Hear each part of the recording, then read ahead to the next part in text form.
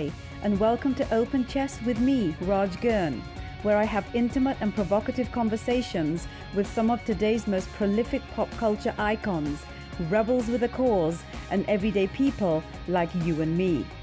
Travel with me to the City of Angels and take your front row seat for intelligent, provocative, relevant insights into the minds of innovators in fashion and beauty, film and television, music and media, and so much more.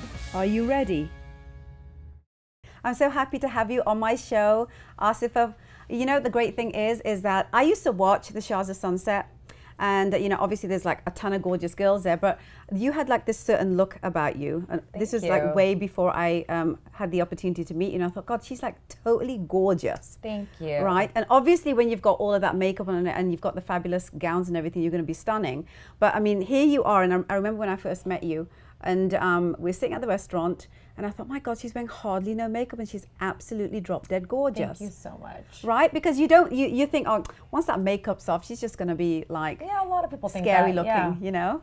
So I know that probably has a lot to do with your fitness regime and your beauty regime. I know that, you know, a lot of your social media following and fans follow you for that reason. They do, actually. So a lot of people nowadays are cognizant of, you know, their health, the way they look, and I wouldn't really call it being vain or having vanity, but I think it's important to be on top of your health, and I think that God gives you one body and you should take care of it. Absolutely. So yes, I think that your skin and your inside and your outside has to match. They both have to be healthy. I love that. And tell me what you do. What are your health regime tips? That's a good question. My number one tip is drinking tons of water.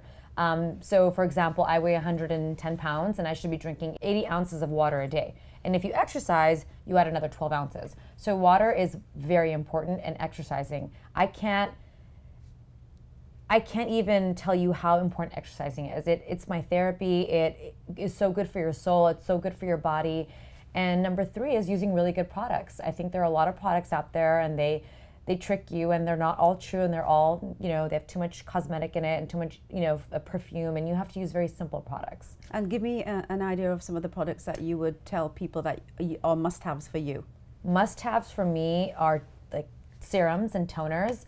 I won't really give away exactly what toners and serums I'm using because it's kind of a secret, and you'll realize soon once I do. I'm working on a digital network that basically showcases what I do, but I think serums and toners, and when you wash your face, use a very mild face wash. Mm-hmm. People use too much to their skin, and it ruins your skin. Absolutely. It doesn't need that much. And from a workout perspective, what's your regime? What do you do? I work out 4 days a week, and I do weights, and I do cardio, and I do yoga. And I think that changing it up a little bit is amazing. If you do something too often, your body becomes a little complacent and it gets used to it, so it won't react to it. Right. So I think that changing it up is very important. So one day I'll do yoga, the next day I'll do more cardio, and then the next day I'll do a lot of weights. So I just change it up a little bit. That's amazing. But I do eat cake, so I love Thank sweets. God for that. Yeah. I'm so pleased to hear that there's something that you do that as normal people do. Yes. No, I do a lot. I mean, I do a lot of normal things, and that's why I have to work out, because if I didn't work out so much, then I wouldn't be looking the way I did. So. Absolutely. Yeah. So let's go back to Shahs of Sunset. Okay. Tell me how you got that gig. They reached out to me on my social media, actually, when it first started. And I was married at the time, so I didn't make the cut. And then they came and they reached out to me again, and I was a little hesitant because I heard of the show, and I know reality TV can be kind of scary, or maybe a lot scary.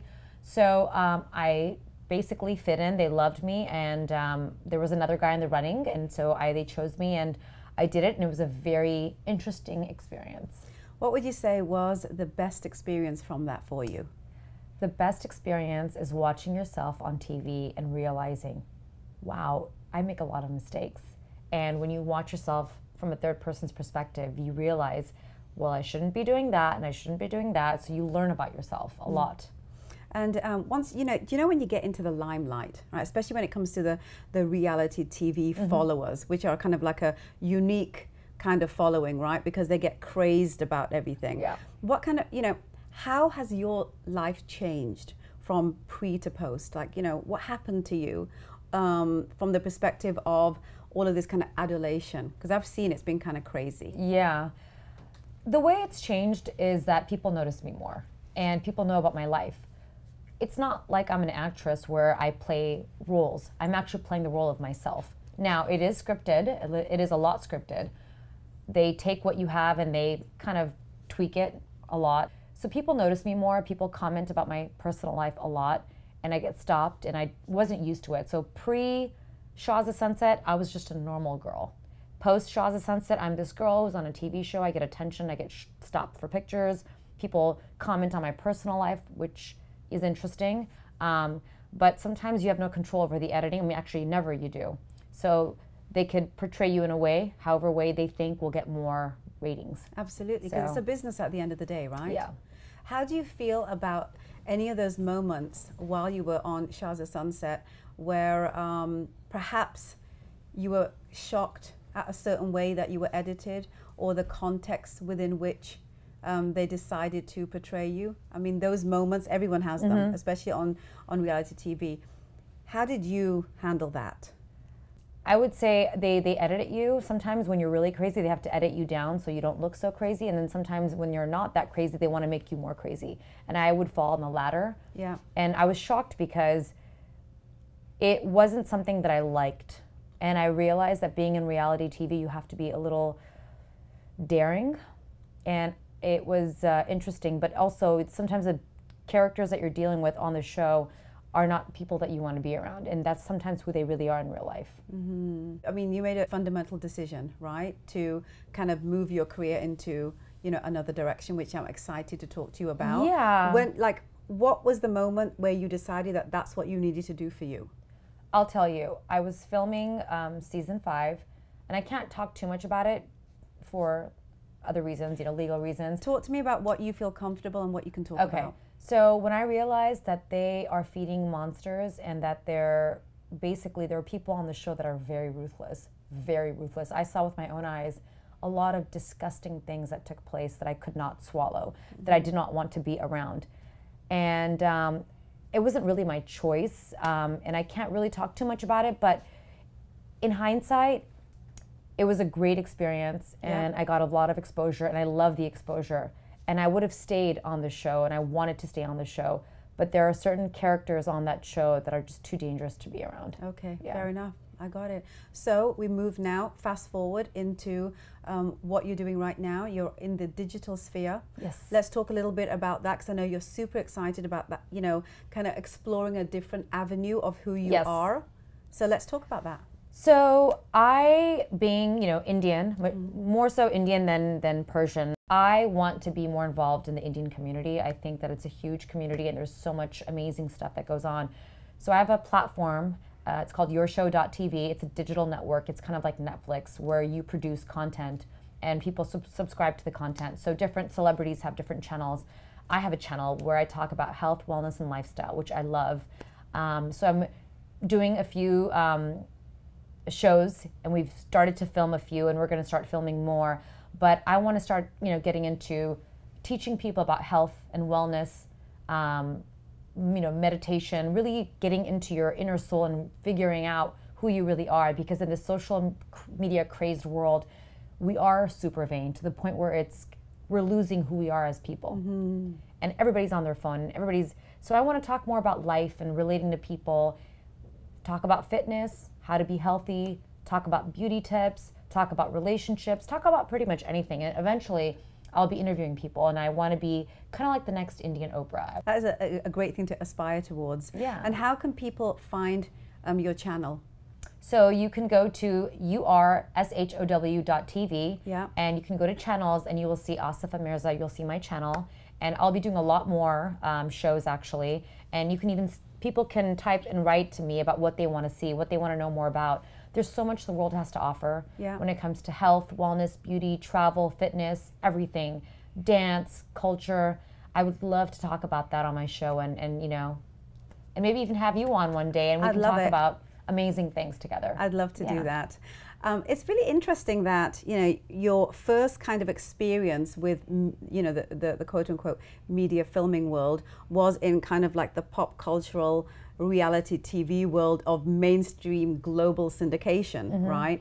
But you chose to do the niche, you know, targeted scenario and going back to your own cultural heritage with it. Tell me why specifically that was, you know, of interest to you. It's not really what I decided. It's kind of how it fell into my plate. I think it's more interesting because I have more creative control. And I like having more creative control. Yeah, you strike me as that. Yeah. Yeah. I'm an alpha female. I'm a type A personality. And I want to bring positive stuff to the world.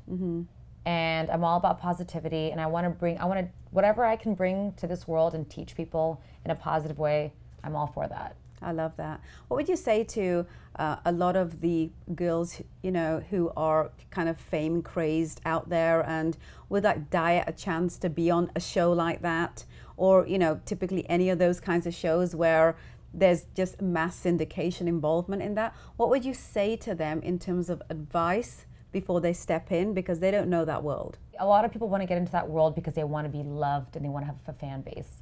I actually didn't go for those reasons. I went in for business reasons. I want to maximize and monetize.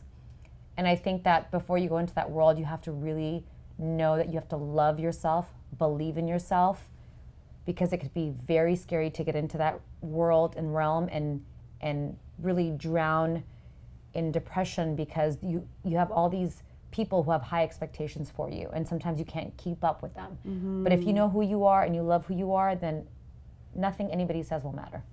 You know, I heard that with reality TV, they have kind of like this whole kind of built-in system of psychiatrists and stuff like that to kind of help keep these people in the right space. Yeah.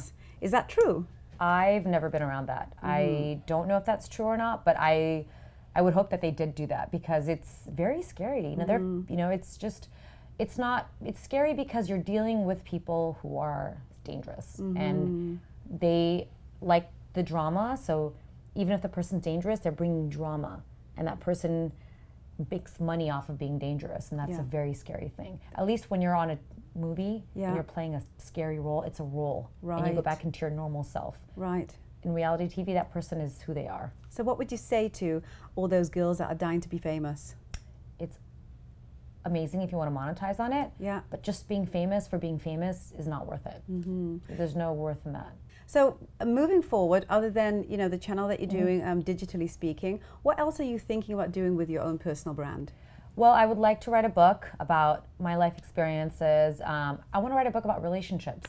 I've been in a relationship for 8 years. I've been married, I've been divorced, and I'd love to teach both men and women about relationships and write a book, travel, and also track my travel and talk about different places that I go to. So I want to start blogging as well. So I think that's a great idea.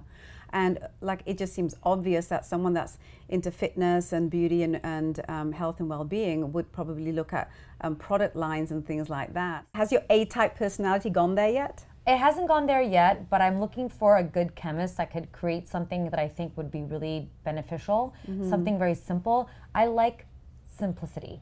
If you could describe me in one word, I don't like ruffles, bows. I'm all about simplicity. So if I can create a simple product for people out there and I have a good chemist, then that's a good combination. That's incredible. I can't wait for all of that, because I got a feeling it's all going to happen for you. Thank you, God willing. Absolutely, absolutely. And you know, my final question for you, Asifa, is what would you want to be able to look back at your life and say, you know what, I did it.